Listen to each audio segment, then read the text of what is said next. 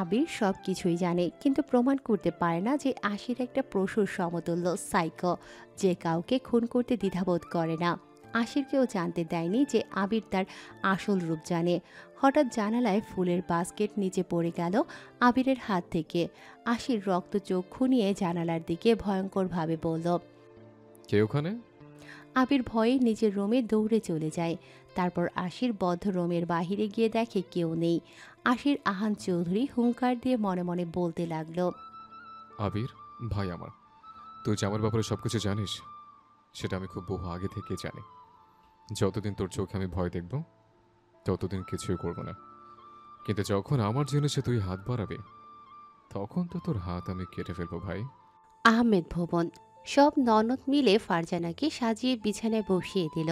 রুমের বাহিরে হল রুমে বাসার সব ছেলেরা একসঙ্গে ফাহিমকে বিয়ের রাতের করণীয় ট্রিক্স শিখাচ্ছে। ফাহিম আহমেদের এক একটি বন্ধু সৈকত, রাজু, তুহিন, সাব্বির ভবনে সন্ধ্যাবেলা এসেছে।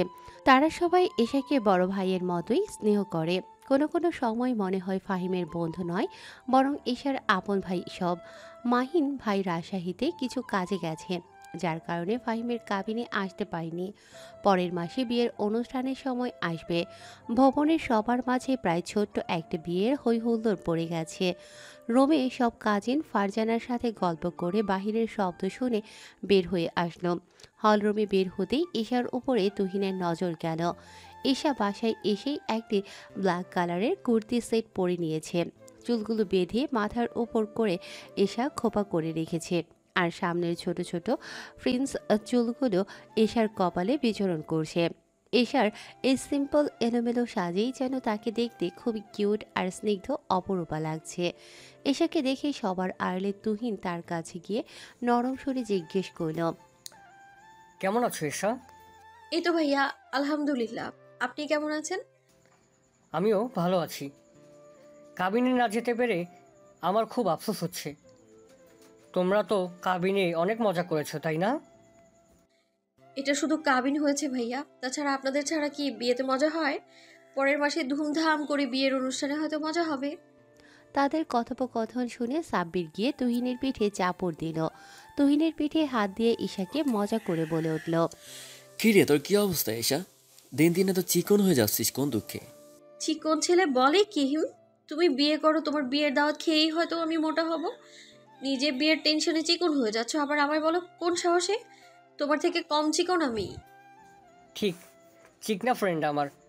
এজন্যই বলি খাওয়া দাওয়া করো বেশি করে। মেয়েরা চিকন ছেলেদের পছন্দ করে না, বুঝিস না কেন? ওরে আইসি আমার রূপসী মোটু ভাই, আমার এই কত মেয়েরা প্রপোজ করে তুই জানিস? মেয়েগুলোর লিস্ট দেখলে তুই পাগল হয়ে যাবে। জানি, গাঁজাখোর মেয়েরা তোকে পছন্দ করে। ছেলেদের ঝগড়া দেখে হতবাক হয়ে ওদের দিকেই তাকিয়ে আছে ভবনের সবাই। হঠাৎ আহমেদ ভবনের ক্যামেরাম্যান সিমি উপর থেকে সব ভিডিও করা শুরু করে দিয়েছে। ভিডিও করে ভাইরাল করে দেওয়ার হুমকি দিয়ে সিমি দৌড়ে পালিয়ে গেল। সেটা দেখে ঈশা, রাজু, সৈকত, ফাহিম, ফারিহা, সাইমা সহ সবাই উচ্চস্বরে হেসে দিল। কিছুক্ষণ পর উপস্থিত জায়গা থেকে সবাই চলে গেল। ফাহিমের সব ফ্রেন্ড মিলে তুহিনকে ঘিরে ধরে বলল। এশাকে পছন্দ করলেও কি তার যে যায় আসে না? এশা আমাকে ভাই ছাড়া কিছু মনে করে না। তাকে না হয় আমি দূর থেকেই ভালোবেসে যাব। বাদ দে, তোরা চল ফাহিমের রুমে যাব, সবাই মিলে ওখানে এনজয় করব। পরে দেখা যাবে। ফাহিমকে নিজের রুমে প্রবেশ না করতে দিয়ে সবাই বড় অঙ্কের টাকা চেয়ে বসলো। সবাই আগে রুমের দরজা আটকে ধরে মোটা অঙ্কের টাকা নিয়েছে। এগুলোর বেশি অংশ কে নেবে সেটা নিয়ে আবার ঝগড়া বিবাদ শুরু হয়ে গেছে তাদের মাঝে। সব ভাই এসে তাদের ভাগের টাকা এশাকে দিয়ে দিল।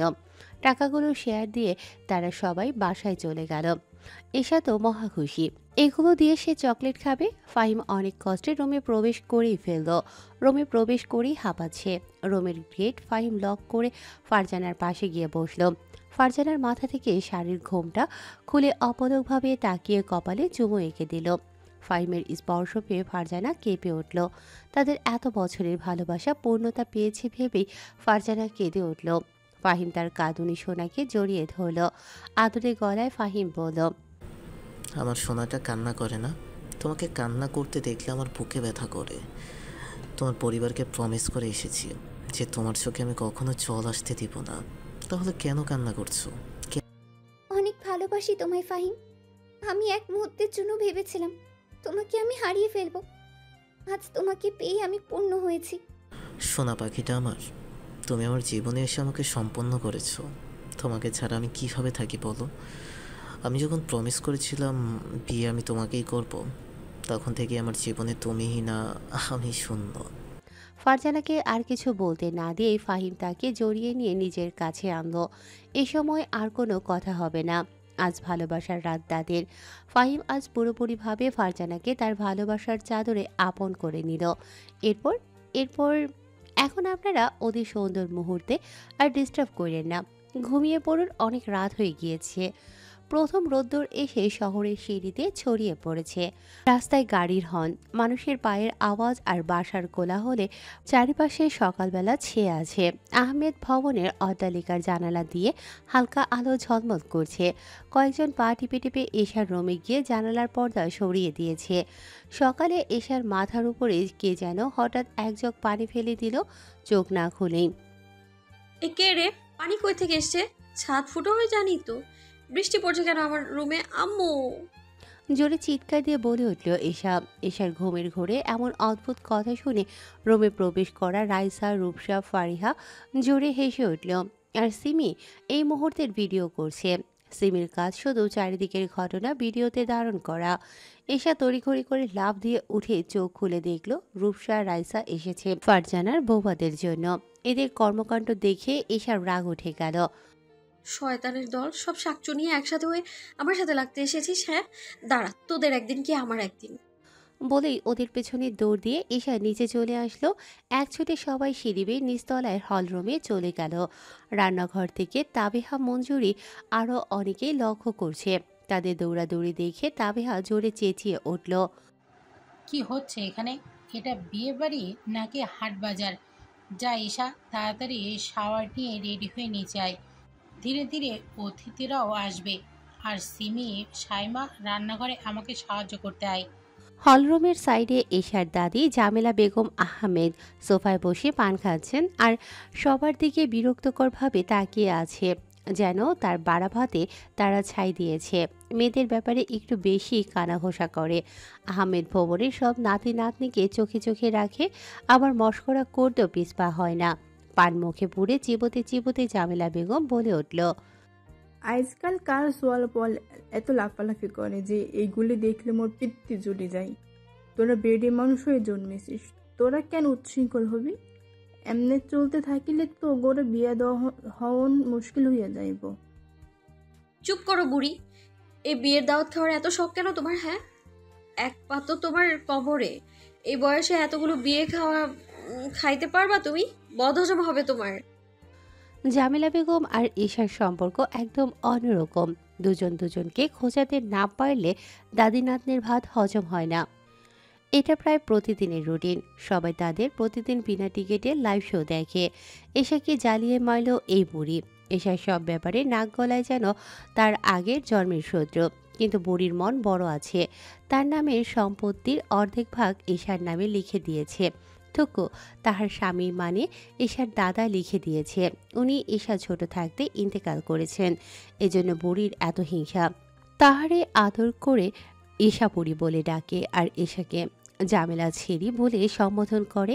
বুড়ি যতই খারাপ হোক, কিন্তু তাহার সাথে সব কথা শেয়ার না করলে এশার মনের মধ্যে ঝড় হয়ে যায়। তাহার মনে শুধু পরিবারের সব মেয়ের বিয়ের চিন্তা লেগেই থাকে। সিমি জামেলার ঘাড়ে ঝুলে বলল, তুমি আগে বিয়ে করো নানি। তোমার বিয়ের সময় তো আমরা ছিলাম না, তাই বিয়ের দাওয়াত খাওয়া হয়নি। তোমার বিয়ে না খেয়ে মনটা ভীষণ খারাপ। ভালো বুদ্ধি মাথায় এসেছে। বুড়ি তো আমার এখনো জোয়ান।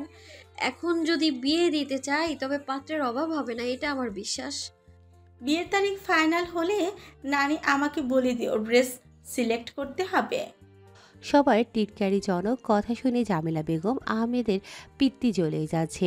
রাগে রীতিমতো জামেলা বেগম ফুঁসে মুখ বাঁকিয়ে এদিক ওদিক তাকিয়ে ঝাঁঝালো গলায় বলল, খারাপ তোগর আব্বারে নালিশ করতাছি, যখন সম্পত্তি কায়রা নিয়ে রাইখা দিমু তখন বুঝবি কেবা লাগে।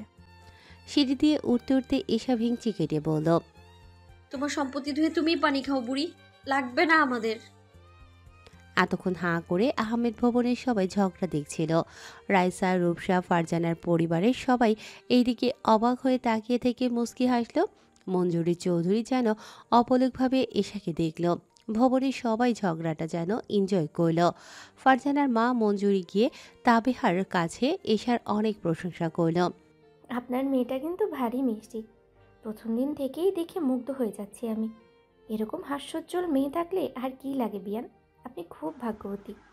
বিয়ান, মেয়েটা আমার মিষ্টি হলেও অনেক দুষ্ট, তার জন্য আবার ঝামেলা পোহাতে হয় আমাকে। এভাবে দু বিয়ান মিলে অনেক কথা বলে হাসাহাসি করছে। তাদের দেখে মনে হচ্ছে মেলায় হারিয়ে যাওয়া দু বোন একসাথে আনন্দ করছে। রান্নাঘরে বুয়াদের তাবেহার সাথে কাজ করছে আর মঞ্জুরিকে চেয়ারে বসে থাকতে বলা হয়েছে। কয়দিনেই তাবেহা আর মঞ্জুরি অনেক আপন হয়ে গেছে। কিছুক্ষণ পর এশা শাওয়ার নিয়ে ফ্রেশ হয়ে সুন্দর একটি মিষ্টি পিঙ্ক কালারের বেনারসি কাতান 3 পিস পরে রেডি হয়ে গেল। কোনো প্রকার অতিরিক্ত স্বাদ ছাড়াই যেন অতি মাত্রায় সুন্দর ন্যাচারাল লাগছে। ওড়না ঠিক করতে করতে এশা রুমের বাহিরে সিঁড়িতে নেমে আসলো। দেখা গেল মহলের অনেকেই এসেছে, কিন্তু এশার চোখ অন্য কাউকে খুঁজছে। আশিরকে দেখতে পাচ্ছে না। না আসলো তাতে এশার কি? এশা কেন আশিরের কথা ভাবছে? হেঁটে নিচে গিয়ে মঞ্জুরি আর রাহিম চৌধুরীকে সালাম দিয়ে বাকি সব অতিথিদের আপ্যায়নের দায়িত্বে পড়ে গেল এশা। হাতে প্লেটে করে বিয়ের মিষ্টি, লাড্ডু, সেমাই ট্রেতে করে সবাইকে বিতরণ করছে। এমন মুহূর্তে একটি অদ্ভুত বাতাসে শিহরণ বয়ে গেল এশার শরীর ছুঁয়ে। সেই বাতাসে এশার চুলগুলো ওড়াউড়ি করছে। এশার ছোট্ট চুলগুলো সরিয়ে সামনে তাকিয়ে দেখল বড় ফ্যান চালু করা হয়েছে। তার সামান্য কিছু দূরত্বে আশির চৌধুরীকে বাসার মেন দরজায় হেলান দিয়ে থাকতে দেখে এশার হাড় ধুক করে উঠল। আশির গম্ভীর হয়ে হেলান দিয়ে এশাকে আর চোখে দেখে যাচ্ছে। আশিরের ছোট ছোট তীক্ষ্ণ চোখ যেন এশাতেই সীমাবদ্ধ হয়ে আছে। আশির হেলান দিয়ে অট্টালিকার গেটের সামনে দাঁড়িয়ে আছে। আশির হাতে একটি সিল্কের কালো ব্লেজার নিয়ে আছে আর গায়ে ব্ল্যাক স্যুট পরিধান করা আছে। ব্ল্যাক স্যুট আশিরের গায়ে একেবারে পরিপূর্ণ এবং স্নিগ্ধভাবে তার শারীরিক গঠনকে ফুটিয়ে তুলেছে। স্যুটের ভেতর সাদা সিল্ক শার্ট যা আশিরের ব্যক্তিত্বকে প্রখর করে তুলেছে। ব্লেজারের সিলুয়েট আশিরের উপর নিখুঁত লাগছে আর প্যান্ট তার পায়ের আদল একেবারে আকর্ষণীয়ভাবে ফুটিয়ে তুলেছে। আশিরের খোঁচা খোঁচা দাড়ি সেট করা আছে। স্যুটের সাথে আশিরের এক হাতে একটি কালো ক্যাশ ব্যাগ এবং অন্য হাতে একটি সাদা হাত ব্যাগ আছে, যা পুরো আউটফিটের সাথে সুন্দরভাবে মিশে গেছে। এসা এক মুহূর্তের জন্য আশিরকে দেখে থমকে গেল। ব্ল্যাক স্যুট পরিধান করে যে কাউকে এত ক্লাসিক ব্যক্তিত্বের লাগে সেটা এশার জানা ছিল না। আশির সত্যি অনেক স্টাইলিশ আর প্রফেশনাল পার্সন। আশির হেঁটে সামনের দিকে অগ্রসর হলো। এশা চোখের পলক না ফেলেই আশিরের দিকে তাকিয়ে নিস্তব্ধ হয়ে গেছে। হঠাৎ তুহিন কোথা থেকে যেন কাছে গিয়ে এশার হাত থেকে প্লেট রেখে দিয়ে বলল, তোমার চুলগুলো ঠিক করে বেঁধে নাও এশা, কাজের সময় তোমার চুলগুলো মুখে চলে যাচ্ছে, হুট করে তুমি নিচে পড়ে যাবে। এশা ছোট্ট করে শুধু একটি কথা বলেই চলে গেল। আচ্ছা ভাইয়া।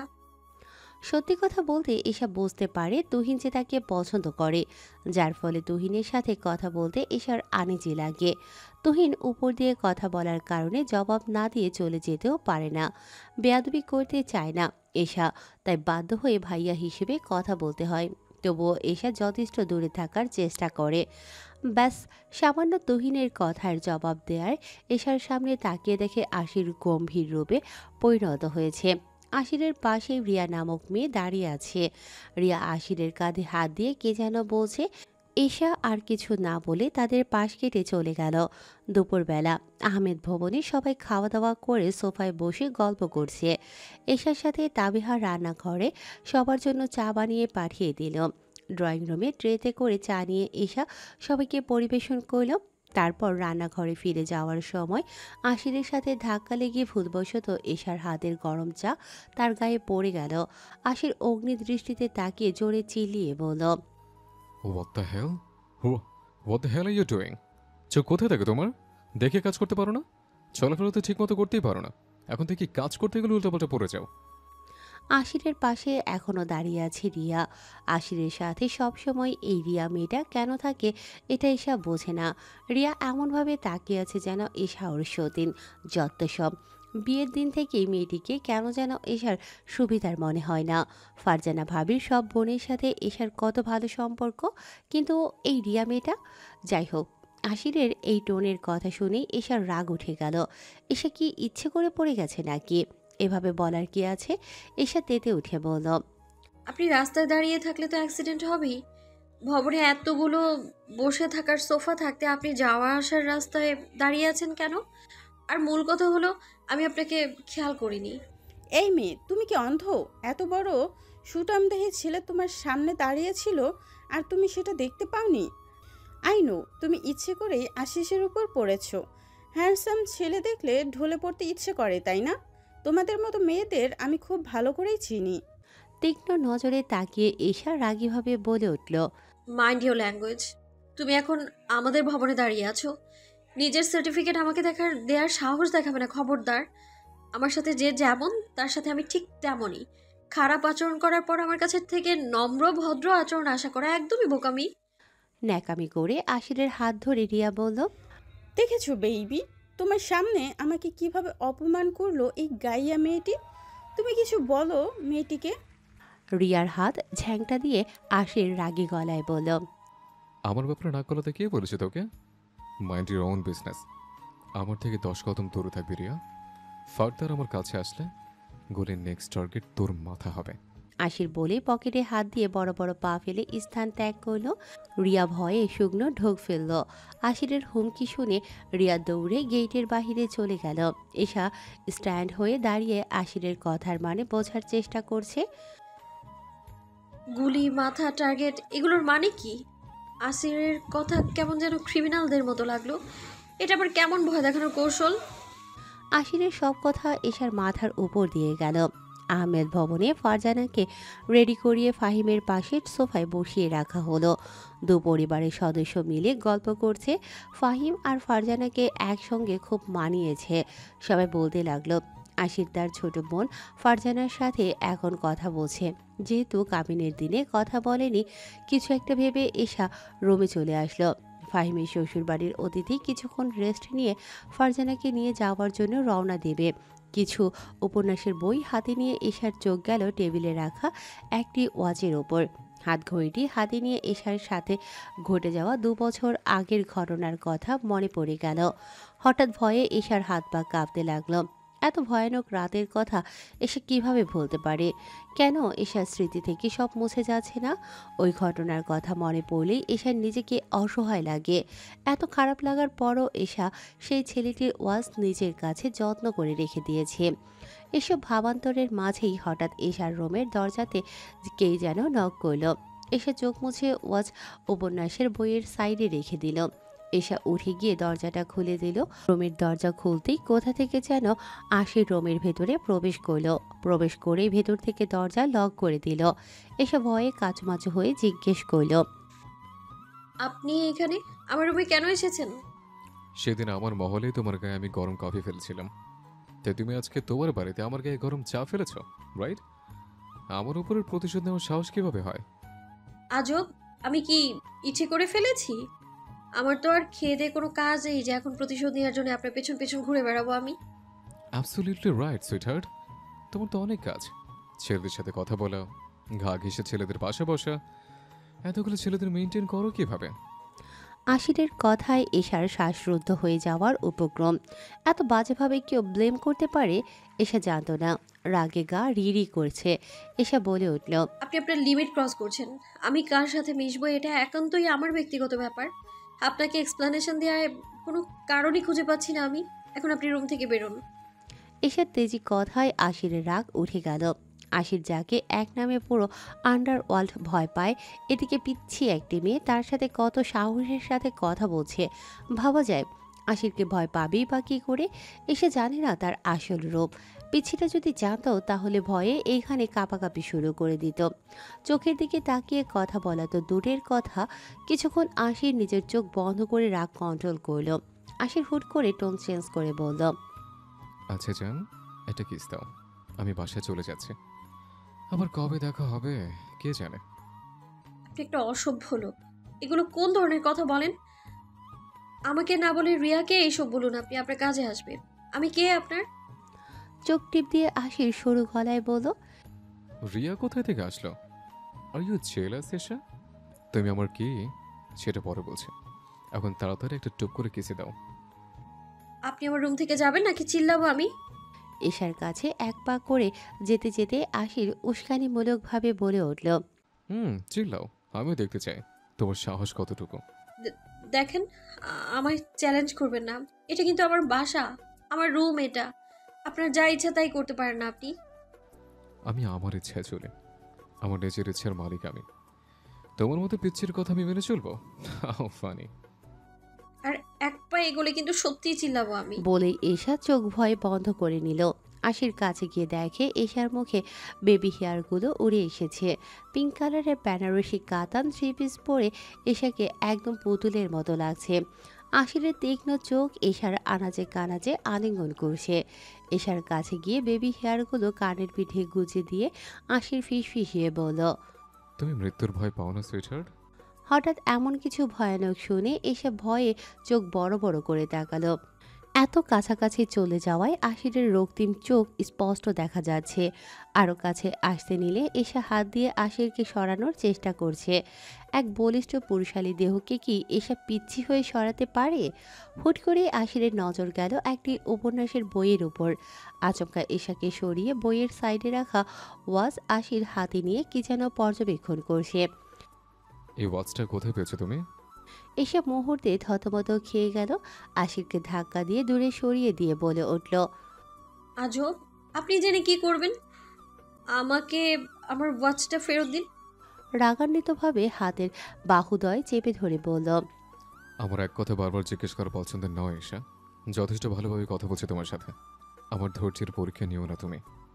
আশির না জানা অবধি চুপ থাকবে না, তাই হুট করে এসা জবাব দিয়ে দিল, 2 বছর আগে বান্ধবীদের সাথে কুয়াকাটা গিয়েছিলাম, সেখান থেকে ওয়াচটা কিনেছিলাম। হাত ছাড়ুন আমার।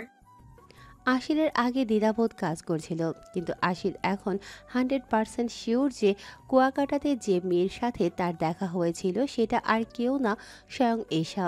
এই জন্য এশাকে এত চেনা লাগছিল তার। কিন্তু আশিরের কথা এশার মনে নেই কেন? নাকি এশা কোনো ষড়যন্ত্র করছে তার বিরুদ্ধে? এই ওয়াজটা আশিরের নিজস্ব। এশার মিথ্যে বলার কারণ কি?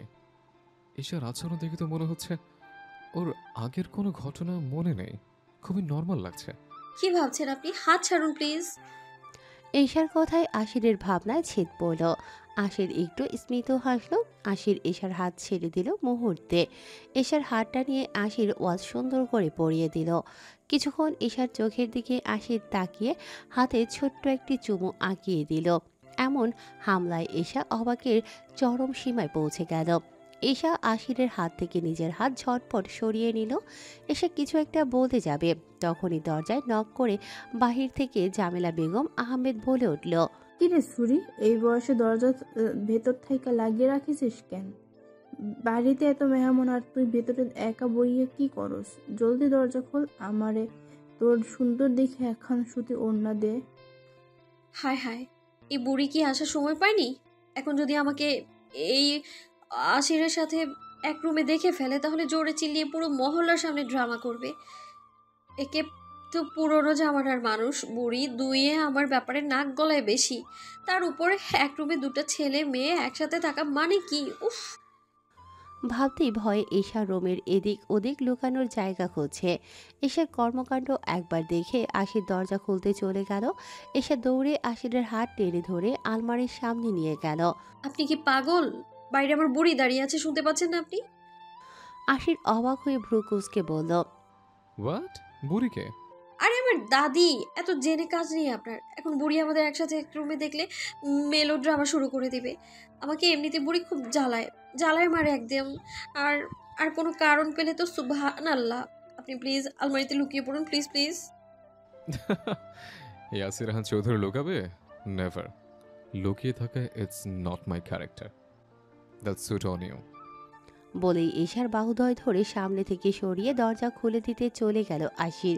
আশিরকে এশা কিছুতেই আটকাতে পারল না। এশা ভয়ে চোখ বন্ধ করে নিল। আজকে এশা শেষ, আল্লাহ বাঁচাইলে কালকে দেখা হবে। আশির রুমের দরজা খুলেছে ঠিকই, কিন্তু এশা কোনো আওয়াজ পাচ্ছে না। এই যেমন বুড়ির জোরে চিলিয়ে ড্রামা করা অথবা বাসা মাথায় তুলে ফেলা। এতক্ষণ তো তুল কালাম ঘটনা ঘটে যেত, এমন কিছুই হচ্ছে না। তাহলে কি সিচুয়েশন চেঞ্জ হয়ে গেল? তাই এশা চোখ পিটপিট করে তাকিয়ে দেখতে পেল আশির রুমে নেই। চোখ বন্ধ করে রাখায় এমন কি হলো যে আশির বুড়ির সামনে দিয়েই রুম থেকে চলে গেল। এশা হেঁটে গিয়ে রুমের সামনে থেকে বুড়ি আর ফারিহার কথা বলছে, টুকু ঝগড়া করছে। আজ হয়তো ফারিহার জন্য বেঁচে গেল।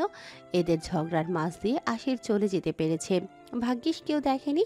কি নিয়ে তারা ঝগড়া করছে সেটা শোনার জন্য এশা এগিয়ে গেল। দাদি, তুমি আমাকে না বলে আমার ওড়না নিয়ে এসেছো কেন?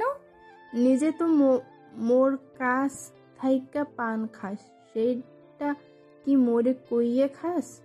বাড়িতে মেহমান আইছে ভালা, এখন ওড়না লাগতো আমার।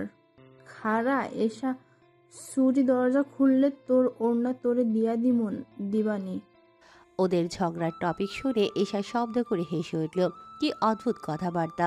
সামান্য একটি ওড়না নিয়ে ঝামেলা শুরু করে দিয়েছে। এশাকে গেট খুলে রুমের সামনে দাঁড়িয়ে তামাশা দেখতে দেখে জামেলা বেগম আরও চেতে গিয়ে বললেন, দরজা খুলুস না কিল্লাইগা? তোর কি ভাতার ভেতরে শুইয়া আছে? এ বুড়ি, আমার মাথা গরম করো না তো। ভাতার থাকলে কি তোমার চেহারা খানা আমার দেখা লাগতো? এতক্ষণ আমি শ্বশুর বাড়িতে থাকতাম, এখন সামনে থেকে সরো, নিচে যাব আমি। তোর সুতি এখন ওড়না দিয়া যা।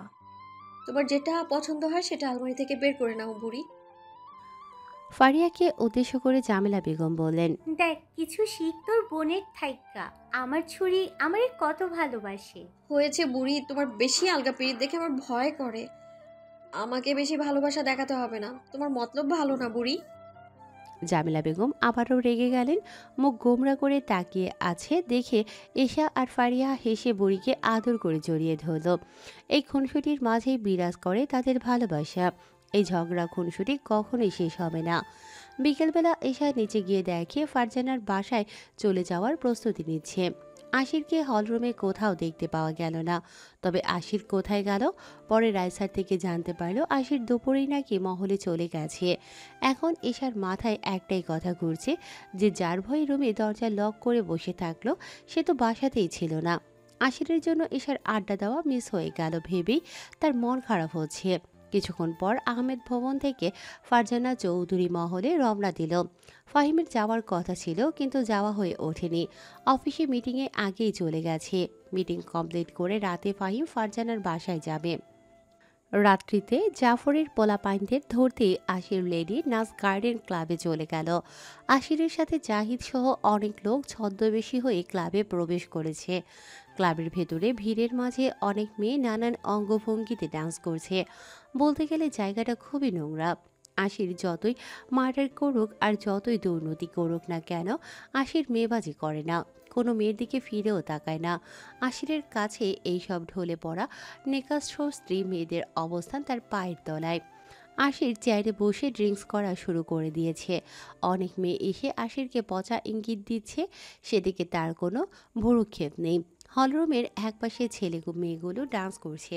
সেখানে হঠাৎ রিয়াকে দেখে আশির তাকিয়ে থেকে মনে মনে ভাবছে এই মেয়ে যে সুবিধার না সেটা সে আগে থেকেই জানতো। আশির নিজের ফোন বের করে রিয়ার কিছু ভিডিও ক্লিপ নিল যেখানে রিয়া একটি ছেলের সাথে লেপ্টে ডান্স করছে। ওইসব থেকে চোখ সরিয়ে আশির তার মিশনে মনোযোগ দিল।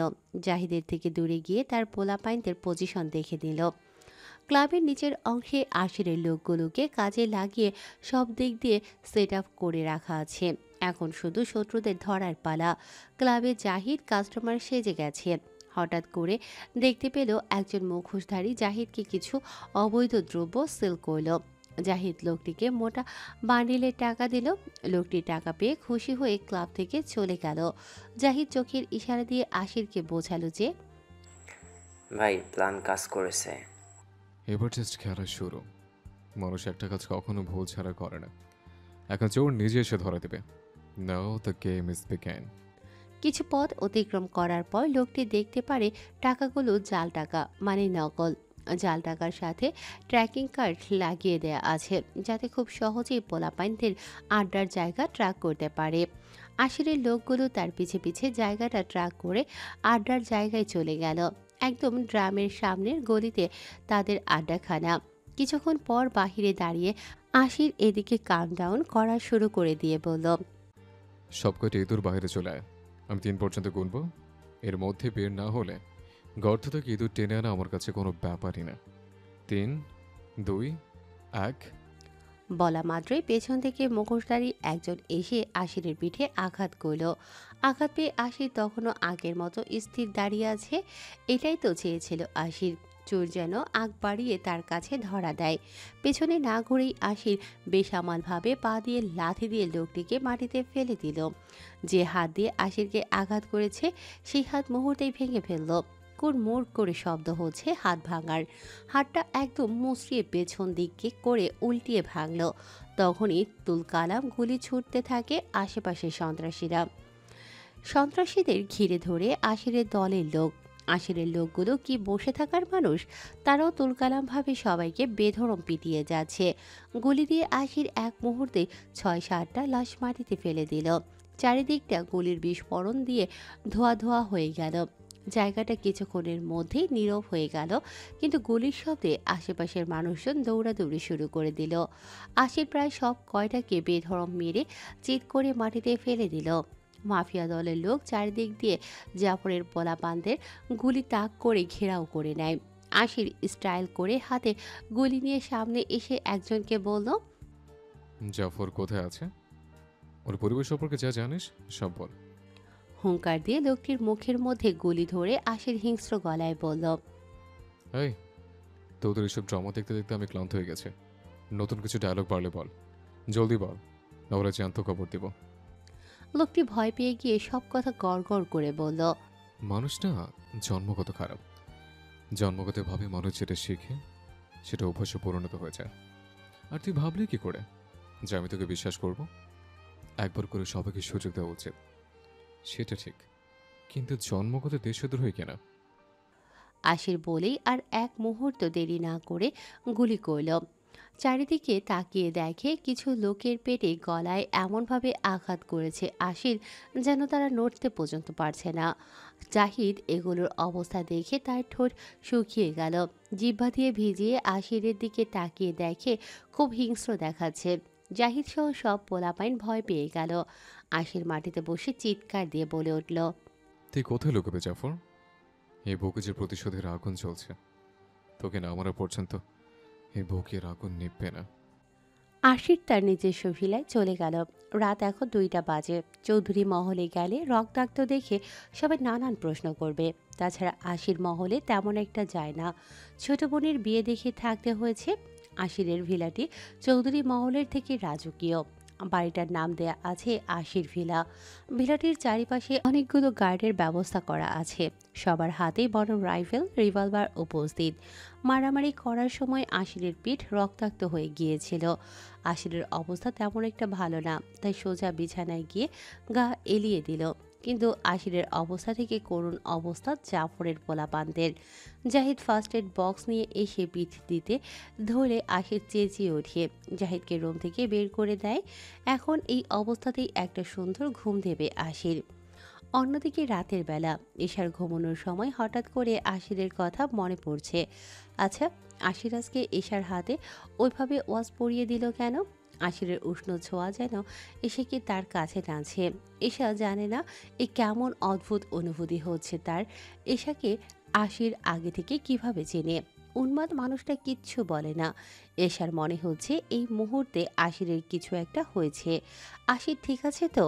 এসে কেন বারবার আশিরের কথা ভাবছে? ভাবতে ভাবতেই এশা ঘুমের দেশে পাড়ি দিল। সকালবেলা চৌধুরী মহলে ফাহিম নিজের বাসায় যাওয়ার জন্য রেডি হতে ব্যস্ত। রাতে ফাহিম ফারজানাকে নিতে এসে শ্বশুর বাড়িতেই ছিল। জামাই আপ্যায়ন করতে কোনো মানুষ কমতি রাখেনি। খাবার টেবিলে কাল রাতে নানান ধরনের আইটেম তৈরি করা হয়েছিল। আজকেও সকালের নাস্তার সময় ফারজানার মা ফাহিমকে থাকতে বলেছে, কিন্তু ফারজানাকে আজকে বাসায় রেখে এসে ফাহিম অফিসে যাবে। ব্যাগ প্যাকিং করার সময় ফারজানা ফাহিমকে বাঁচামো করে বলল, আম্মু অনেকবার থাকতে বলেছে পাখি, আজ রাত এখানেই থাকি। না, থাকা যাবে না। আমাকে ছাড়া এত বছর তো একাই থেকেছ। বিয়ের পর দিন বরকে রেখে কেউ থাকে, কেমন দেখায় না পাখি? চলো বাসায় যাই, সোনা পাখি আমার। দরজা খোলা থাকায় চৌধুরী মহলে সব কাজের মিলে পেছন থেকে উহু উহু করে উঠল। রুমের গেটের সামনে দাঁড়িয়ে রাইসা, রূপসা, আবির একজোট করে মস্করা করে বলতে লাগলো, উফ, কি প্রেম বলো। আজ একটা পাখি নেই বলে শ্বশুরবাড়ি যেতে পারছি না। এমন কথা শুনে ফারজানা ফাহিম লজ্জা পেয়ে একে অপরের দিকে তাকালো। হঠাৎ ফারজানা তেড়ে গিয়ে রূপসার পিঠে থাপ্পড় দিয়ে বলল, তোদের কি বিয়ে করার বয়স হয়েছে? বাচ্চা মানুষ বাচ্চাদের মতোই থাকবি, বেশি পাকনা হয়ে গেছিস তাই না? মায়ের খাবি তোরা। আমরা তো এখন বাচ্চা, শুধু দেখবো আর জ্বলবো, কিন্তু কিচ্ছু বলতে পারবো না। তোমাদের এই টাইম এনজয় করো। সবার টিটকারিজনক কথা শুনে ফাহিম সহ হু হু করে জোরে হেসে তুল কালাম করে দিল। লজ্জায় যেন ফারজানা সেখানে আর থাকতে পারল না, দৌড়ে রুমের বাইরে চলে গেল। সবাই চলে গেলে আবির গিয়ে ফাহিমকে নিয়ে নিচে ড্রয়িং রুমে কিছুক্ষণ আড্ডা দিল। তখনই ফারজানা ব্যাগ গুছিয়ে শ্বশুরবাড়ি যাওয়ার জন্য রেডি হয়ে নিচে নেমে ফাহিমকে ডাকল। শ্বশুর শাশুড়ির সাথে তৎক্ষণাৎ ফাহিম কুশল বিনিময় করল। বাবা মা, আমরা তাহলে আসি। আপনারা নিজের শরীরের যত্ন নেবেন, বাসায় আসবেন যখনই ফারজানাকে দেখতে ইচ্ছে করবে। আমি আপনাদের আরেকটা ছেলে, কিছু বলতে দ্বিধাবোধ করবেন না। ফাহিমের মুখে এমন কথা শুনে রাহিম আর মঞ্জুরি চৌধুরী খুশি হয়ে গেলেন। কতটা সৌভাগ্যবান হলে এমন জামাই রূপে ছেলে পাওয়া যায়, এটা তাদের মাথায় খেলে না। মঞ্জুরি চৌধুরী মাথায় হাত দিয়ে বলল, বেঁচে থাকো বাবা, সাবধানে যেও, আর তোমরা সবসময় এভাবেই সুখে থাকো, এটাই দোয়া করি। সবার সাথে কথা বলে ফাহিম ফারজানা মহল থেকে আহমেদ ভবনে রওনা দিল। অপরদিকে আশির ভিলা থেকে আশির ল্যাপটপে সিসিটিভি ক্যামেরাতে সব কিছু দেখল। আশির যতই দূরে থাকুক না কেন, তার বাসার খবর সব সময় রাখে। পুরো চৌধুরী মহলে অনেক জায়গায় গোপন ক্যামেরা সেট করা আছে, কিন্তু এ ব্যাপারে কেউ জানে না। আশির সকালে উঠলে নিজেই নিজের আঘাতপ্রাপ্ত শরীরে ফার্স্ট এইড করে নেয়। নিজের গায়ে যে কত কাটা দাগ সেটা আশির ছাড়া আর কেউ জানে না। ব্যথা পেতে পেতে এখন আশিরের অভ্যাস হয়ে গেছে। এখন এসব ছোটোখাটো ব্যথা কিছুই মনে হয় না। বাসায় না গেলেও আশিরের কেউ তেমন খোঁজ নেয় না। সবাই জানেই আশির তার নিজের ভিলাতে আছে। আশির রেডি হয়ে জাহিদ সহ লোকদের নিয়ে কিছু কাজে সকালেই বেরিয়ে গেল। এসা ঘুম থেকে উঠে নাস্তা করে কলেজে যাওয়ার জন্য প্রস্তুতি নিচ্ছে। বিয়ের জন্য কয়েকদিন কলেজে যাওয়া হয়নি, এখন থেকে রেগুলার কলেজে যেতে হবে। এশার বান্ধবী তিথিকে সকাল থেকে কল দিচ্ছে, কিন্তু মহিলাটা কল রিসিভ করছে না। তাই বাধ্য হয়ে একাই এশার রিক্সাতে করে কলেজে যেতে হচ্ছে। হঠাৎ সামনে থেকে অনেক ট্রাফিক জ্যাম হয়ে গেছে। চারিদিক দিয়ে সব লোকজন চিল্লাপাল্লা করছে, তাদের দেরি হয়ে যাচ্ছে। এশার রিক্সার পাশে একটি কার গাড়িতে জোরে সোরে একটি ছেলে হকস্টিক দিয়ে বাড়ি দেওয়া সম্পূর্ণ কাজ ভেঙে গেল। ভেঙে যাওয়ার শব্দে আত্মা উড়ে গেল এশার। রাগান্বিতভাবে ছেলেটি বলে উঠল, কি বললি? তোর দেরি হয়ে যাচ্ছে? বের হ এখনই গাড়ি থেকে, ফাস্ট। তুই আজকে হেঁটে হেঁটে কাছে যাবি। খুব তাড়া না তোর, কুত্তার বাচ্চা? বাইরে বের হলে বোঝাচ্ছে যে কার বাপের রাস্তা। ভয়ে একে একে সব গাড়ি, ভ্যান, রিক্সা থেকে বের হয়ে দৌড় দিল। এশা রিক্সাতে বসেই ছেলেটিকে দেখার চেষ্টা করছে, কিন্তু দেখা যাচ্ছে না। দেখে তো মনে হচ্ছে গুন্ডা, তাই চুপচাপ বসে রইল। হাতে হকস্টিক না থাকলে ওদেরকে এসব বুঝিয়ে দিত যে সে কি জিনিস। এশার সামনে এসে ওই দলের অন্য একটি লোক বলল, দেখুন, আমার কলেজে যেতে হবে, এমনিতেই অনেক লেট হয়ে গেছে। এখন যদি হাঁটতে হাঁটতে আমি কলেজে যাই তাহলে তো পৌঁছাতেই পারবো না। লোকটি সামনে থেকে সরানোর জন্য ভুল করে এশাকে ধাক্কা দিলে পড়ে যাওয়ার ভয়ে চোখ অফ করে নিল। পড়ে যেতে নিলে কেউ একজন এশার কোমর আঁকড়ে ধরল। এশা চোখ খুলে সামনে তাকিয়ে আশিরকে দেখে অবাক হয়ে গেল। আশিরের সাথে চোখে চোখ পড়লে দুজন কিছুক্ষণ নীরব হয়ে তাকিয়ে রইল। তৎক্ষণাৎ এশাকে নিচ থেকে ধরে তুলে সাইডে রেখে লোকটিকে সজোরে পেটে ঘুষি মারল। আশির রক্তবর্ণ চোখ নিয়ে বলল, তোর সাহস কিভাবে হয় এশাকে স্পর্শ করার? তুই জানিস কার গায়ে হাত দিয়েছিস? যে হাত দিয়ে তুই এশাকে ধাক্কা দিয়েছিস সেই হাত আমি আস্ত রাখবো না। আশির বলেই লোকটির হাত মোচড় দিয়ে ধরল। আশিরের দলের পোলাপাইনদের মাঝে একজন শুভ নামের ছেলেটি বলল, কিছুক্ষণ আগে যা ঘটেছিল, আশির একটি কাজে কারে বসে জাহিদদের জন্য অপেক্ষা করছে। গাড়িটা রাস্তার মাঝ বরাবর রাখার কারণে পেছনে অনেকগুলো গাড়ি জমা হয়ে ট্রাফিক জ্যাম হয়ে গেল। ট্রাফিক জ্যামে সবাই আশিরকে চেনার কারণে আতঙ্কে কেউ একটা টু শব্দ পর্যন্ত করেনি। কিন্তু হঠাৎ করে একটি কারের লোক বলে উঠল, ব্যাস হয়ে গেল। আশিরের রাগ তীর তীর করে তীব্রভাবে বেড়ে গেল। গাড়ি থেকে নেমে হাত দিয়ে কারের গ্লাসে কয়েকটি মুখ বরাবর ঘুষে দিল। আশিরের পোলাপাইনগুলো হকস্টিক বের করে আশিরকে দিলে গাড়ির গ্লাস ভেঙে ফেলল। আশিরের কাছ থেকে জাহিদ গুলি গাড়িতে সরিয়ে রেখে দিয়েছে, যাতে রাগের বশে রাস্তাঘাটে আশির খুন না করে বসে। আশিরের রাগ উঠলেই গুলি মাথার মধ্যে ঢুকিয়ে দেওয়ার অভ্যাস আছে। আশির অনেকক্ষণ যাবৎ খুঁজেও তার গুলি পায়নি, তাই হকস্টিক কাজে লাগিয়েছে। আশির লোকটিকে বুক বরাবর লাথি দিয়ে নিচে ফেলে দিল। শাস্তি হিসেবে হেঁটে হেঁটে যেতে বলল। আর এই মুহূর্তেই এশা রিস্কাতে বসেছিল, কিন্তু আশিরকে দেখতে পায়নি। এশাকেও আশির রিস্কাতে নোটিশ করেনি। আশিরের লোক শুভ যখন এশার সাথে খারাপ আচরণ করল, তখন এশার কণ্ঠ শুনে আশির চিনতে পারে বর্তমান। আরে আরে কি করছেন? লোকটা হাত ভেঙে যাবে তো, ভুল করে ধাক্কা দিয়েছে বললো তো। ডোন্ট ইন্টারফেয়ার এশা। যেভাবে রক্তচক্ষুভাবে এশার দিকে তাকিয়ে আছে, যেন তাকেই মেরে ফেলবে, তাই আর কিছু বলার সাহস পেল না। আশির ইশারা করলে জাহিদ এসে এশাকে দূরে সরে নিয়ে গেল। দূর থেকে এশা দেখতে পেল আশির লোকটির হাত ধরে মাটিতে ঝুঁকিয়ে অন্যদিকে ঘুরিয়ে হাত ভেঙে ফেলল।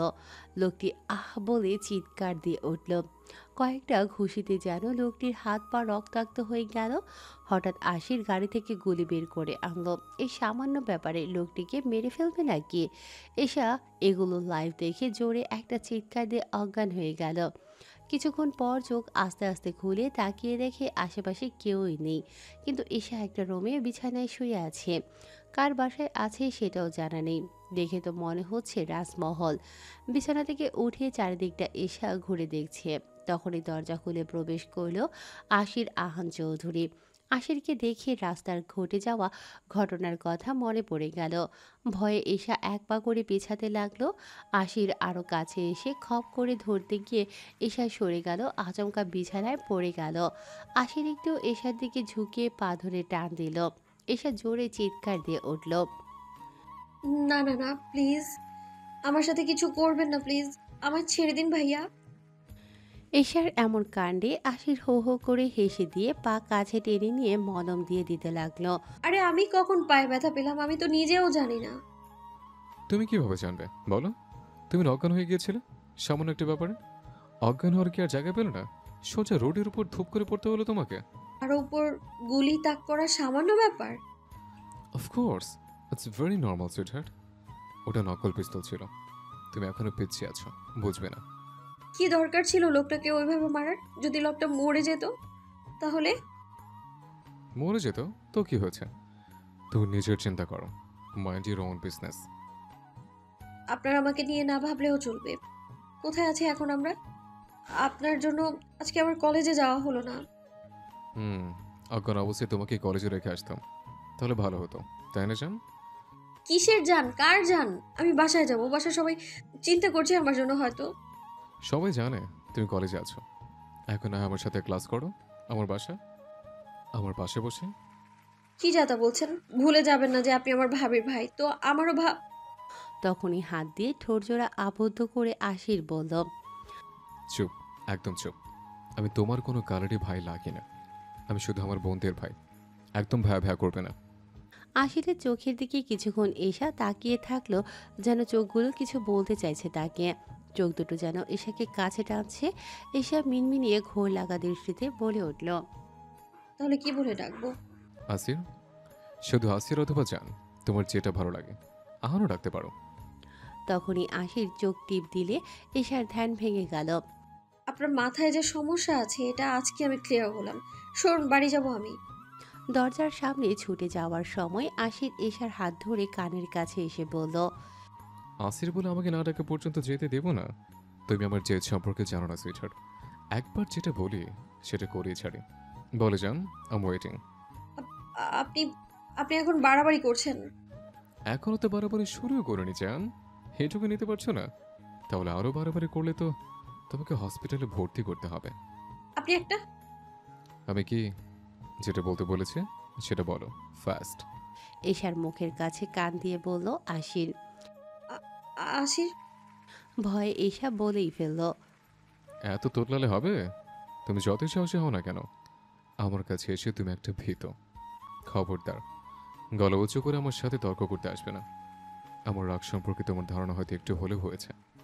আমি বাসায় যাবো আশির। কান্নাজড়িত গলায় এশার মুখে আশির নিজের নাম শুনে একদম সফট হয়ে গেল। এত সুন্দর করে আশিরকে কেউ আজ অবধি ডাকেনি। এশার কণ্ঠটা গিয়ে যেন আশিরের বুকে লাগছে। হঠাৎ আশিরের শরীরে বিদ্যুৎ গতিতে অজানা অনুভূতিগুলো জাগ্রত হলো। এশার কণ্ঠে যেন মধু মিশ্রিত করা আছে। আশির এশার কণ্ঠে নামটা শুনে প্রশান্তিময় হাসল। কি হচ্ছেটা কি আশিরের? এটা কি নতুন কোনো প্রেমের কাহিনীর সূচনা? সোনালি রঙের সুতি কুর্তি পরে আছে এশা। কুর্তির নিচে সূক্ষ্ম কিছু এমব্রয়ডারি করা আছে। এশা কুর্তির সঙ্গে পরে আছে একটি স্টাইলিশ ওয়াচ, যেটা 2 বছর আগে আশির হারিয়ে ফেলেছিল। যে ওয়াচটি এশা এখনও তার কাছে সংরক্ষণ করে রেখেছে। ওয়াচটি দেখে আশির কিছুটা প্রফুল্ল হয়ে গেল, কিন্তু চোখে মুখে গাম্ভীর্য রয়েই আছে। এশার কোকড়ানো চুলগুলো বাঁধা আছে।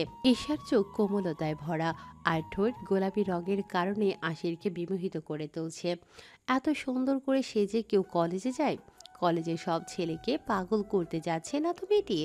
আশিরের খানিকটা রাগ হলো, তবুও আশির তার মনের ভাবনা সরিয়ে এশাকে গম্ভীর গলায় বলল, লাইনে এসছো তাহলে? সবসময় এভাবেই আমার সাথে কথা শুনবে, বাট এত সেজে গুজে কলেজ যাওয়ার উদ্দেশ্য কি? আমি মোটেও সাজিনি, আপনি একটু বেশি দেখছেন। আমি বাসায় যাব প্লিজ। আমি কি তোমাকে বাসায় রেখে আসবো? এশা কিছুটা জড়সড় হয়ে ভয় বলল, না লাগবে না, আমি একাই যেতে পারবো। আশির কোনো জবাব না দিয়ে এশার হাত ধরে কক্ষ থেকে বের করে দিয়ে তাতে দাঁত চেপে বলল, ওকে, গো টু হেল, একা যাও। আশির বলেই কক্ষের গেট এশার মুখের ওপর ধরাম করে অফ করে দিল। এটা কি হলো? এত সহজে চলে যেতে দেবে এশা ভাবতেও পারেনি। এশা ভাবলো আশিরের সাথে যাওয়ার জন্য আশির জোর করবে। এশা রাগ করে কক্ষ থেকে হেঁটে সামনের দিকে গেল। হাঁটতে হাঁটতে হঠাৎ দেখে পথ হারিয়ে ফেলেছে। বড় বড় পিলার চারিপাশে, সিঁড়িগুলো চওড়া, মাঝখান দিয়ে ঝুমুর আছে। আশিরের রুম থেকে অনেক দূরে চলে এসেছে এশা, যার কারণে বাহিরে যাওয়ার রাস্তা খুঁজে পাচ্ছে না। এশা নিজের ফোন খুঁজতে নিলে পেল না। এশার ফোন কোথায়? এশার কাছে ফোন থাকলে কাউকে সাহায্যের জন্য ডাকা যেত। আশিরের কাছে নাকি সবগুলো রুম প্রায় একই ধরনের, যার দরুন আশিরের রুম খোঁজা মুশকিল। দেখে মনে হচ্ছে বাড়িতে নয়, যেন ভূতের বাড়ি। এই বাড়িতে আশির থাকে, এটা ভাবতেই এশার গায়ে কাঁটা দিয়ে উঠছে। এশা এখন বাসায় কিভাবে যাবে? হঠাৎ কোথায় যেন কাচের জিনিস পড়ে যাওয়ার আওয়াজ হচ্ছে।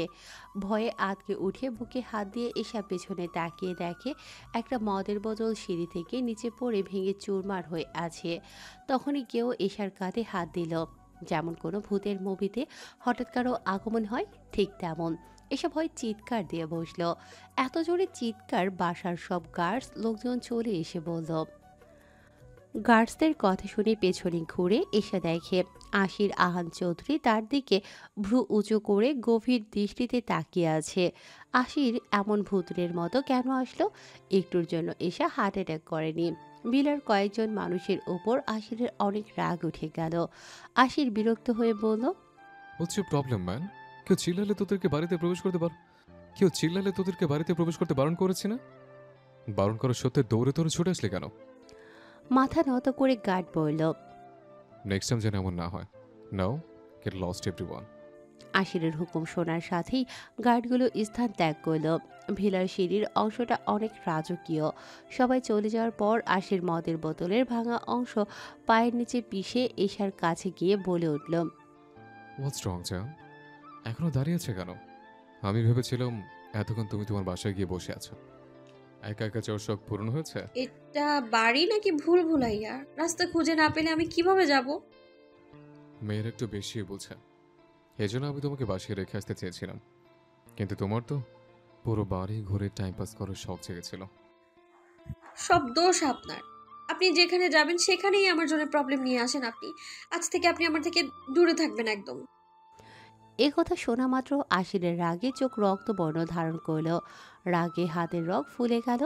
আদেশ দেয়া আশিরের একদম পছন্দ না। মুহূর্তেই আশিরের মুখ রাগে লাল লাল রক্তবর্ণ ধারণ করল। আশির কাছে এগিয়ে এসে হুট করে আচমকা কোমর ধরে এসেকে কুলে তুলে নিল। হঠাৎ এমন হওয়ায় তাল সামলাতে না পেরে আশিরের শার্টের কলার এসা খামচে ধরল। এটা কোন ধরনের অসভ্যতামি? কোলে নিলেন কেন? নামান নিচে আমায়। তুমি ভুলে গেছো হয়তো, তোমাকে আমি কোলে করে এখানে এনেছি। এখন জাগ্রত অবস্থায় করে নিলে সমস্যা কোথায়? তখন প্রবলেম না হলে এখন প্রবলেম হওয়ার কথা না। নো প্রবলেম, চলো মনে করিয়ে দিই আমি তোমায়। আশির বলেই কোলে করে এশাকে কোথায় যেন নিয়ে যাচ্ছে। এদিকে এশা উপর দিয়ে যতই সাহসী হওয়ার চেষ্টা করুক না কেন, ভেতরে ভয়ে আত্মা শুকিয়ে যাচ্ছে তার। কোলে থাকা অবস্থায় এশা হাত পা ছোটাছুটি করছে। এশা যে কেন এত বকবক করতে যায়, এখন এশার কি হবে? তবুও সাহস নিয়ে এশা বলল, ছাড়ুন আমায়, কি করতে যাচ্ছেন আপনি? নামান এক্ষুনি। একদম চুপ। আর একটা ওয়ার্ড বললে তোমাকে কিস করব। আমি আমার ভালো করেই জানি কিভাবে মুখ বন্ধ করতে হয়। তোমার অ্যাডভান্টেজ নেওয়ার সুবিধা করে দিও না আমাকে, সুইটহার্ট। এমন কথা শুনে এশা চৌধুরী মহলের ওই দিনের মুহূর্তটা মনে পড়ে গেল। এশা ভয়ে নিজের মুখ দু হাত দিয়ে বন্ধ করে নিল। লোকটির কোনো বিশ্বাস নেই, কখন কি করে বসে। এশার কর্মকাণ্ড দেখে আশির মুচকি হাসল, কিন্তু কোনো কথা বলল না। তখনই জাহিদ কিছু ইম্পর্টেন্ট তথ্য জেনে আশিরকে বলার জন্য সিঁড়ির কাছে গেল। হঠাৎ আশির এশাকে কোলে করে নিয়ে যাওয়ার সময় জাহিদ সামনে চলে আসলো। তাদের এত ঘনিষ্ঠ দেখে জাহিদ অবাক হয়ে গেল। জাহিদ এর আগে কখনো আশিরকে কোনো মেয়ের সাথে এমন কাছাকাছি দেখেনি। আশির এমন ধরনের ছেলেই না। জাহিদ মুখ হা করেই আছে, কি জিজ্ঞেস করতে এসেছে সেসব ভুলে গেছে। চোখ বড় করে ড্যাব ড্যাব করে তাকিয়ে আছে। আশির এই মুহূর্তে জাহিদকে দেখে বিরক্ত বোধ করল। কি সমস্যা জাহিদ? এরকম হ্যাবলাগান্তের মতো তাকিয়ে আছে কেন? কিছু বলবে? জাহিদ তবুও চুপ, মুখের ভাষা হারিয়ে ফেলেছে, কি বলবে বুঝতে পারছে না। ভুল সময়ে চলে এসেছে নাকি জাহিদ? আশির এই মুহূর্ত এত কুলভাবে কথা কিভাবে বলছে? এই মেয়ে কি ভাইয়ের বোনের ননদের থেকেও বেশি কিছু, নাকি এটা জাহিদ ভেবে পাচ্ছে না। কিছুটা সংকোচ বোধ নিয়ে জাহিদ বলল, ভাই একটি কাজ ছিল, একটু সাইডে আসবেন কি? তোমাদের জ্বালায় আর বাঁচি না। এত ডিস্টার্ব করলে আমি কিভাবে মেয়ে পটাবো? তোমরা কি আমাকে সিঙ্গেল মরে যেতে দেখতে চাও? আমার সুখ কি সহ্য হয় না তোমাদের? আশিরের কথাগুলো জাহিদের মাথার উপর দিয়ে গেল। জাহিদ আর এশা একে অপরের দিকে অবাক হয়ে চেয়ে আছে। এসে কিছুটা লজ্জায় পড়ে গেল। এই ছেলেটি কি কোনোভাবে এশার সাথে ফ্লার্ট করার চেষ্টা করছে? আস্ত খবিস একটা। ইম্পর্টেন্ট ভাই। আচ্ছা, আমি ঈশাকে বাসায় রেখে আসছি, তারপর তোমার সাথে কথা বলবো। আশির বলেই এশাকে কোলে নিয়ে গাড়ির কাছে নিয়ে যাচ্ছে। আশির এশাকে কোলে নিয়ে চলে যাওয়ার দিকে জাহিদ ভূত দেখার মতো শক খেয়েছে। একবারে বিস্ময়করভাবে জাহিদ তাদের দিকে তাকিয়েই আছে। এখন আমি একাই যেতে পারবো, আমার ফোনটা দিন আমায়। এক থাপ্পড় দিয়ে তোমার দাঁত ভেঙে দেবো মেয়ে। বলিস না এক কথা বারবার পছন্দ নয়? আজ থেকে কথা কম বলার চেষ্টা করবে, ওকে? আমার ফোন। আমি ভালো মুডে আছি এই সময় এসা, আমার রাগ উঠেও না। চুপচাপ আমার সাথে চলো, গাড়িতে ওঠো। আশির বলে এশাকে কোল থেকে নিচে নামিয়ে দিল। কোল থেকে নেমে গিয়ে কার গাড়িতে উঠে পেছনের সিটে এশা বসে পড়ল। আশির ভ্রুকুচকে বলল, আমায় কি তোমার ড্রাইভার মনে হয়? সামনে আসো, স্টুপিড মেয়ে। অনেক জোরে বলায় এশা কেঁপে উঠল। মনে মনে এশা বলতে লাগলো, কি সাংঘাতিক, আমাকে স্টুপিডও বলছে। কত বড় সাহস, খবিস কোথাকার। কি হলো, কথা শুনতে পাচ্ছ না? যাচ্ছি। গাড়ির আয়না দিয়ে আশির এশাকে দেখিয়ে যাচ্ছে। কি এমনভাবে দেখছে, এশা না তাকিয়েও যেন আন্দাজ করতে পারছে। এত দেখার কি আছে আজব? এখনো পর্যন্ত এশা বাসায় পৌঁছতে পারল না। এশার তো মনে হয় আশির ইচ্ছে করে এত আস্তে ধীরে গাড়ি চালাচ্ছে। কিছুক্ষণ পর নীরবতা পালন করে আহমেদ ভবনে পৌঁছালো। আশির গাড়ি থেকে নামলো, কিন্তু এশা গেট খুলতে পারছে না।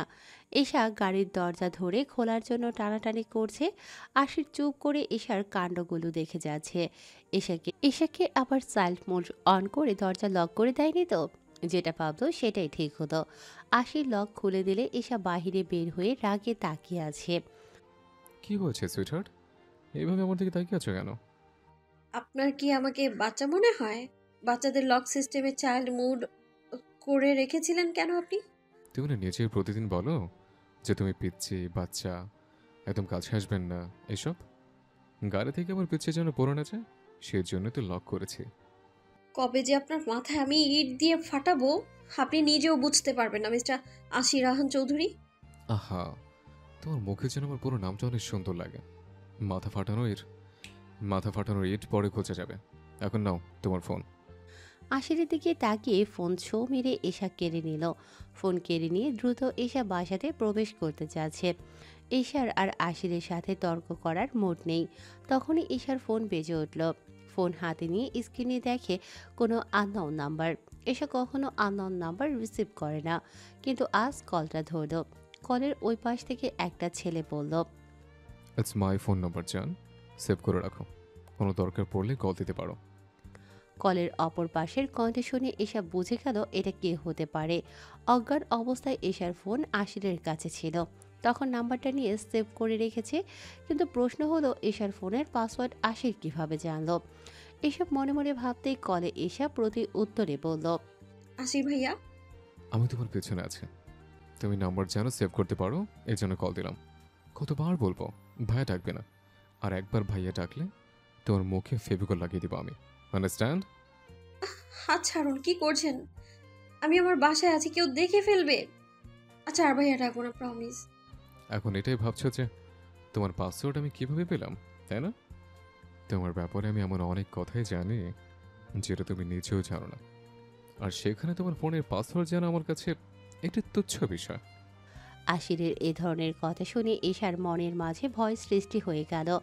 এমনকি জানে এশার ব্যাপারে জিজ্ঞেস করতে যাবে, এমন সময় তাদের কথার মাঝে ছাদ থেকে ফারিয়া দেখেই নিচে দৌড়ে আসলো। ফারিয়া দোতলা থেকে ছুটে গিয়ে এশার পাশে দাঁড়িয়ে বলল, হাই আসির ভাইয়া, কেমন আছেন? আপনি এখানে কখন আসলেন? এই তো ভালো। এশা আপু আপনার সাথে কেন? তোমার আপু অসুস্থ হয়েছিল, তাই ওকে বাসায় পৌঁছে দিয়ে গেলাম। ওমা, কেন, কি হয়েছে এশা আপুর? আপু তুমি ঠিক আছো? কলেজে যাওনি তুমি? সব বলছি, চল ভেতরে চল আগে। ভাইয়া আপনি ভেতরে আসবেন না? ফারজানা ভাবি বাসাতেই আছে, রুমে বসে আছে, হয়তো আপনাকে দেখলে অনেক খুশি হবে। আসুন সবার সাথে দেখা করে যান। অন্যদিন আসবো, আজ আমার কাজ আছে। ফারিয়ার অগোচরে আশির এশাকে ফ্লাইং কিস দিয়ে টাটা বলে চলে গেল। এশা প্রত্যুত্তরে আশিরকে ভেঙচি কাটল, এশাও কম কিসে। দিন দিন উন্মাদটার জ্বালাতন বেড়েই যাচ্ছে। কি যে মনে করে নিজেকে কে জানে না, এশাকে জানতেই হবে তাকে আশির কিভাবে চেনে, এত রহস্যময় কেন লোকটি। জাহিদের দেয়া অ্যাড্রেসে আশির সোজা চলে যাবে।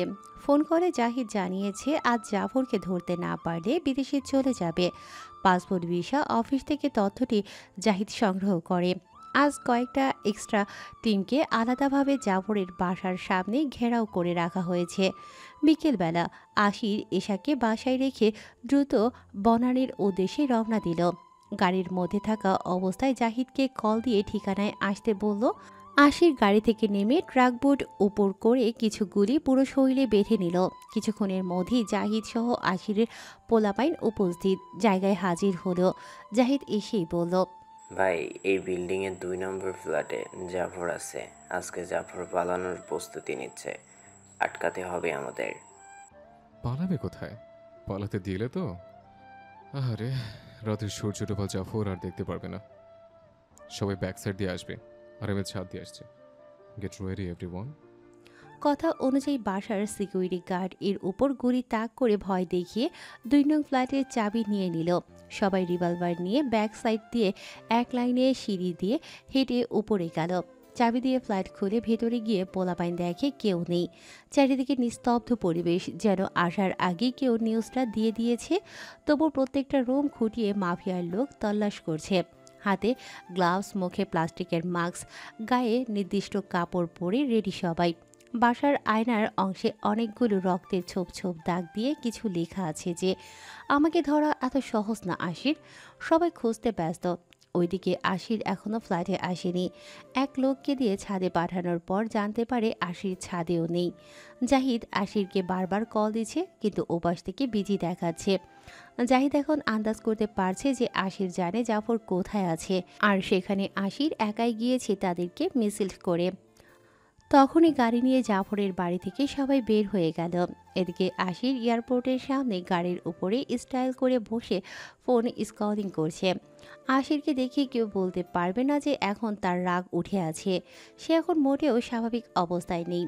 এটাই তো ঝড় আসার পূর্বাভাস। কিছুক্ষণ পর জাফর আর তার সাথীদের দেখা গেল। সবাই একটা চেয়ারে বসে আছে।